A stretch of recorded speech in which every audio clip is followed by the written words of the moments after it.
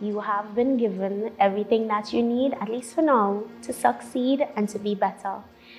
And I feel like when we try to nurture everyone else, we often lose out on nurturing ourselves and nurturing the best part of ourselves. And then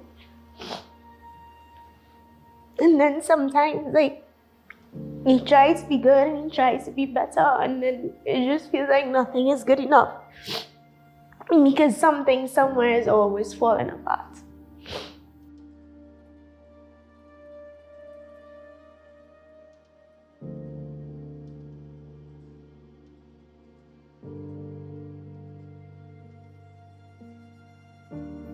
From the outside, my life probably looks perfect.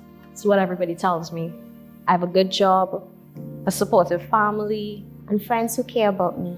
But inside, I've been battling demons no one knows about. I've always been the person others come to for help. So admitting I needed help felt impossible. Slowly, I started withdrawing and making excuses not to go out with friends. I couldn't shake the feeling that I am just a failure. That no matter what I did was not good enough. Every night, I would lie in my bed and I would cry. Wishing for someone to notice. But terrified of them actually seeing me for who I have become. Wow. You can actually feel the pain jumping out in the letter and the cry for help. And the thing about it is, a lot of people are like that. A lot of people cry silently in the night, and in the day they make it look like everything is okay. That is a scary thing that you really want someone somewhere to see. And it's also you don't want anyone to see because it could be too much. No, I'm not sure exactly what or who you have become, but I just want to say that you are not alone. And oftentimes, if you look at the things that you are doing, you're doing more than enough. You say you have a supportive family and friends who care about you. I'm sure there's at least one person you can trust to share. Maybe not everything, but just a little bit. Yeah. When the strong people need someone. Yeah, this I've been here as well too. It's not always an easy situation. Because sometimes you always have a smile on your face. Because you always have a word. You always have an encouragement. Because you always want to be around people going through issues. That it doesn't look like the people doesn't actually look back into your direction and think that you need assistance as well too. Man, this feels more relatable than a lot of people even know. And not just this person who writes this letter, but maybe it's been the cry of our generation for quite some time. Whether it's the external, internal pressures of life, I feel one of the things that we struggle with is finding community that allows for that safe expression of what is happening. People generally shy away from having difficult conversations or from discussing things that might make them feel uncomfortable, because generally, as humans, you want to feel protected and have your guard up, so you wouldn't discuss particular things that may make you seem vulnerable. But I think by different people sharing their stories, it can encourage others. It could make them realize that it's not you alone in the world experiencing this, and it could sort of guide them and help them with ways of coping and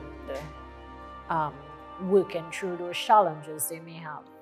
As a man, I've always been taught to keep my emotions in check. To man up and deal with things on my own. But over the past year, that's become harder and harder to do. At first, I thought I was just stressed. Work was piling up.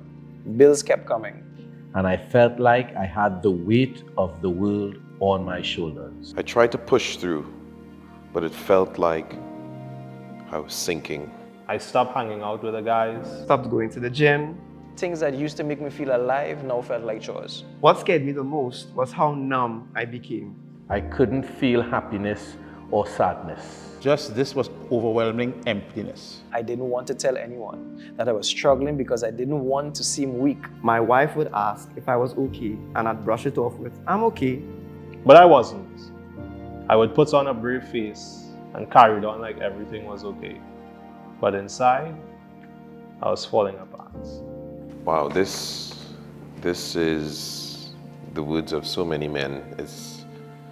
It's not unique to any one man. Most men kind of go through this type of scenario, you know? Well, I mean, without me freestyling, I think a lot of men feel like this. And you could feel the emotion in the writing because men don't write a lot. So it takes a lot for somebody to kind of confess things like this. Yeah, this is a tough one. Men are usually told that they're supposed to, as he said, man up, not talk about your emotions, keep things inside, be strong.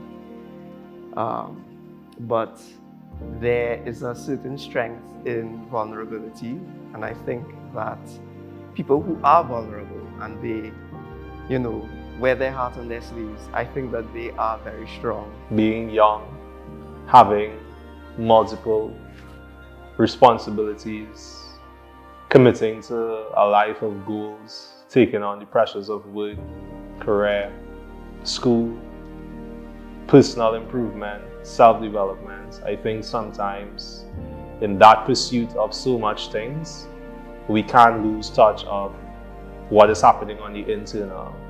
You know, the rhetoric of manning up and not showing your emotions as a man is something that every man oftentimes goes through. And I could relate to that because I feel as though society makes some emotions feminine. And we are all human beings, we all go through the same emotions. And it's difficult as a man to go against the grain because all you know is anger or sadness.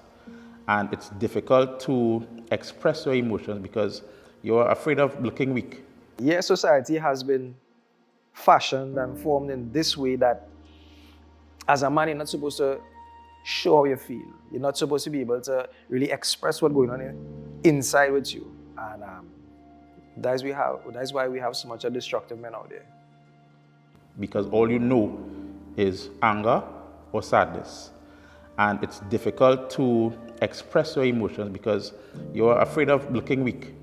But sometimes you just have to trust that the person that you're talking to will be able to allow you to have that safe space, to be able to let your feelings out, even figure out things on your own. Because most times being able to say it is where the release of that tension lies. Saying it, expressing it, finding a healthy way to express those things is one of the best ways to find a healthy balance in life. Nothing is wrong with saying, under pressure. Nothing is wrong with saying, brother, I have issues. And we have to come out from that. We have to come out of that. Because we're not going to be like our fathers and our grandfathers who always put, I good, don't cry. Stop that, behave yourself. But you're actually going to articulate how you're feeling and be able to let people know this is what it is I'm going through. There's no weakness in that. That is actual strength to come and say that this is how I'm feeling. This is what I'm going through. The suicide rate in men is increasing at a very rapid rate, and it's because men are isolated. And so what I did is I started to connect with other men who, understand my plight, understand what I'm going through, could relate and connect with me on that level and still inspire me not to give up. And I would recommend that for anybody. If you're feeling like you're not well, you're feeling like things are not good, you're feeling like, just that sense of depression on the inside, don't try to fight that by yourself. Find people that you can connect with. And number two is to really seek help, professional help. Is especially within certain communities, we feel like getting help is like for mad people. That's not true. No matter how good you are, there's always room to become great. and you don't get to great on your own. You need help. To the men out there, I think you should really be able to speak. It sounds simple enough, but I think it is. You just have to open your mouth and do it. Just open your mouth and do it. Because it is necessary for us to continue as a species. Because men are endangered species. Endangered.